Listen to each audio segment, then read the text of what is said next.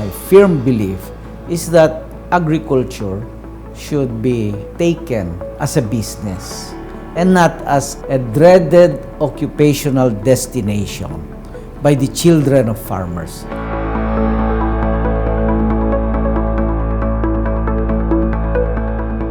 Going back to 1975, agri-equipment was such a novelty. You would not be able to find any motorized tilling equipment. We were trying to expand Ropali. We were going outside of Region 2, but there was not any focus on the agri-equipment business anymore. We spun it off and created a new company called ADA Manufacturing Company. One of the key people behind ADAMCO's success is RPA. He's the founder. He has always guided me and my management team. For our customers, we commit to uplift the lives of Filipinos by providing agribusiness opportunities through access to the most advanced technologies, capital, and markets. For our employees, we will invest in the best people and maximize their full potential as they grow with the company. For our country, we will contribute to the economic growth of the country through the advancement of the agricultural sector. For our stockholders, we will ensure superior returns to our stockholders through effective leadership and management processes. Two things then. One, it should be presented as a business proposition. Two, it should be recognized that agriculture is not a penny ante business. So that is where we come in. We provide financing to make the acquisition of the equipment easier. Plus, we open their eyes. Now, the need for professionalization of management became even more important or pressing when we started putting up branches around Isabela, around Cagayan Valley, and then later on in regions 1, 3, and even outside Luzon. When it was turned over to me in 2011, we only had 4 branches, 36 employees, and around 20 million capitalization. Today, we have about 31 branches, 385 employees, and around 1.2 billion pesos in capitalization. We also established the partnership with Yanmar in 2014, wherein we were appointed as the sole dealer all over the Philippines for Yanmar products. In the partnership, ADAMCO is able to take advantage of Yanmar Japan's continuous R&D programs that made our Yanmar tractors and harvester more advanced in terms of technology and features, giving us strong competitive advantage in the market. Only the Yanmar tractors and rice combine harvesters are equipped with GPS machine tracking system called SAR or Smart Assist Remote. I would say my greatest learning experience in the way the company develops, builds, and maintains strong, close relationship with its customers. So, ADAMCO's campaign is called Kita Tayo Dito, which has a double meaning.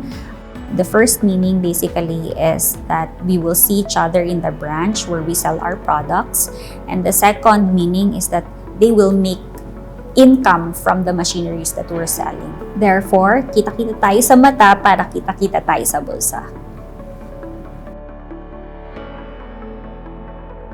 As we all know, Philippines, compared to the neighboring countries, is still lagging behind in terms of rice sufficiency. So I feel that with the mechanization that we're helping with using our machinery to become self-sufficient in rice. Secondly, every time that there would be calamity in a region where our branches are situated, we usually also send goods to the ones who are affected through our branch personnel.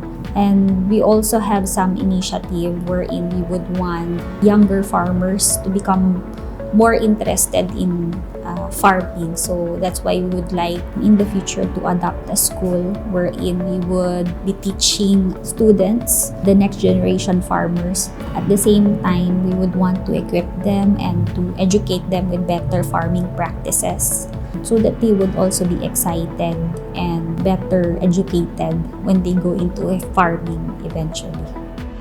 To support farmers to become agripreneurs, ADAMCO pioneered a cropping-based financing scheme. Access to capital through its partner funders, banks, throughout the Ropali Group of Companies.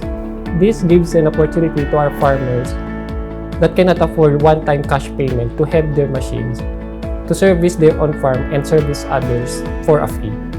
Our company spearheaded the popularization of the use of the rice combine harvester versus manual harvesting. Years before the onset of COVID-19 pandemic, ADAMCO has already started and continuously work on the digitization of its core business processes, such as sales and marketing, credit and collection, finance and accounting, and human resources. Working in this institution made us not just typical employees but as trusted partners of ADAMCO. The good relationship between management and staff creates a positive environment that is full of trust, open communication, and happy collaboration. These have been the key to having happy and productive employees in the workplace. It's always been ADAMCO's dream to modernize the Philippine agriculture. However, modernization per se is very difficult to be adopted by the farmers.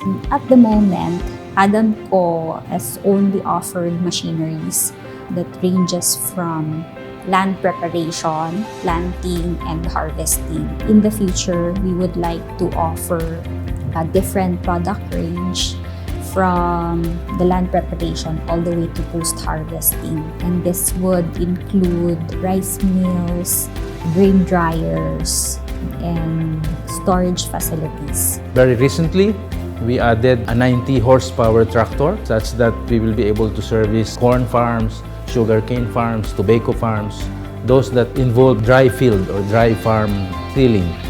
To our employees, thank you for your hard work and dedication. Thank you for working alongside me all throughout the years like family. We won't be here without you today. You are truly one of the greatest assets of our company. To our partners, thank you for the trust in our shared vision to uplift the Philippine agriculture.